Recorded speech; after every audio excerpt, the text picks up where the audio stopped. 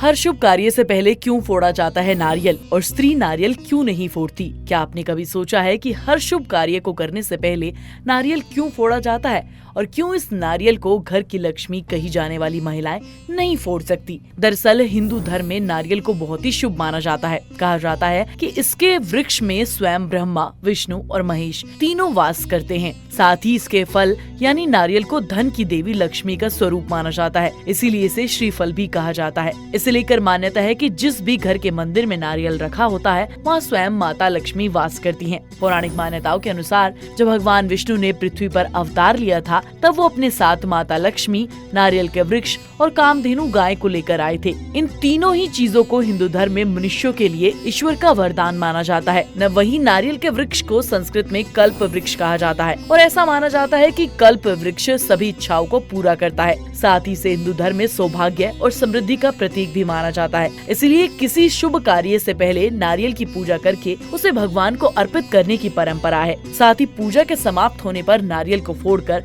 उसे प्रसाद के रूप में बांटने की भी परंपरा है। ऐसा इसलिए किया जाता है क्योंकि हिंदू धर्म में नारियल को सबसे शुद्ध फल माना जाता है। इसके अलावा माना जाता है कि ये संसार का एकमात्र फल है जिसे कोई भी जानवर झूठा नहीं कर सकता। साथ ही इसका बाहरी हिस्सा सख्त और कठोर होता है जिसे अहंकार का प्रतीक माना जाता है। वहीं इसके अंदर का हिस्सा सफेद और नर्म होता है जिसे शांति का प्रतीक के रूप में देखा जाता है। ऐसी मान्यता है कि जब व्यक्ति नारियल की बाहरी सतह को तोड़कर उसके अंदर के हिस्से को भगवान को अर्पित करता है तो इसका मतलब होता है कि व्यक्ति अपने अहंकार का त्याग कर भगवान के श्री चरणों में आ गया है। इसीलिए लोग इस फल को भगवान को समर्पित करके अपनी इच्छा की पूर्ति के लिए प्रार्थना करते हैं। वहीं कुछ मान्यताओं के अनुसार ये भगवान गणेश का सबसे प्रिय फल है। जैसा कि हम सब जानते हैं कि भगवान गणेश का दूसरा नाम विघ्नहर्ता भी है। इसीलिए भी लोग शुभ कार्य को करते समय भगवान गणेश को उनका प्रिय फल अर्पित करते हैं ताकि वो वर्तमान के साथ साथ भविष्य में भी आने वाले संकटों को दूर कर दे। इन सभी कथाओं और मान्यताओं के अलावा भी गणेश को लेकर एक कथा बहुत प्रचलित है। एक बार ऋषि विश्वामित्र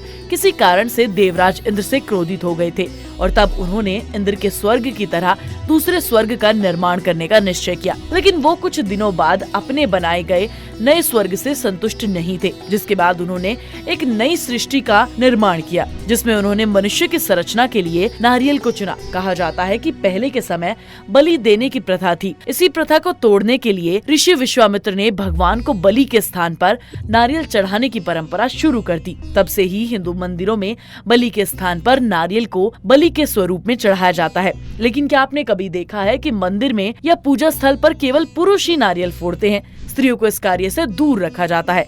ऐसे में कई लोगों के मन में ये सवाल उठता है कि जहां हिंदू धर्म में स्त्रियों को देवी का स्वरूप माना जाता है और उनकी पूजा की जाती है तो फिर उसके नारियल फोड़ने पर प्रतिबंध क्यों है? जैसा हम सब आपको पहले भी बता चुके हैं कि नारियल फोड़ने को बलि के प्रतीक के रूप में देखा जाता है और पौराणिक कथाओं के अनुसार नारियल को नई सृष्टि का सृजन का बीज भी माना जाता है जिसे प्रजनन से जोड़कर देखा जाता है। और ईश्वर ने केवल महिलाओं को ही ये शक्ति प्रदान की है कि वो अपने गर्भ से संतान को जन्म दे सकती है, इसीलिए उन्हें उत्पत्ति का कारक माना जाता है। यही कारण है कि महिलाओं के नारियल फोड़ने पर प्रतिबंध है। यहाँ आपको ये भी बताते चलते हैं कि नारियल के केवल ऐसा फल नहीं है जिसे आप पूजा में उपयोग कर सकते हैं, बल्कि ये एक ऐसी कुंजी है जो आपके जीवन की कई समस्याओं और संकटों को दूर कर सकती है। माना जाता है कि अगर आपके जीवन में धन संबंधित किसी भी प्रकार की समस्या है या घर में हमेशा कलेश रहता है तो आप इसके निवारण के लिए शुक्रवार की शाम में माता लक्ष्मी के मंदिर में जटा वाला नारियल, गुलाब, कमल पुष्प माला और 1.25 मीटर गुलाबी कपड़ा जनेऊ के साथ माता को अर्पित कर सकते हैं। कहते हैं ऐसा लगातार 11 शुक्रवार तक करने से लोगों के जीवन से जुड़े सारे संकट दूर हो जाते हैं, साथ ही उनके जीवन में शांति आ जाती है। वहीं आपने देखा होगा कि जब भी कोई नया वाहन लिया जाता है तब नारियल फोड़कर उसके पानी को गाड़ी के चारों तरफ डाला जाता है। ऐसा करने के पीछे मान्यता है कि नारियल का पानी बहुत ही शुद्ध होता है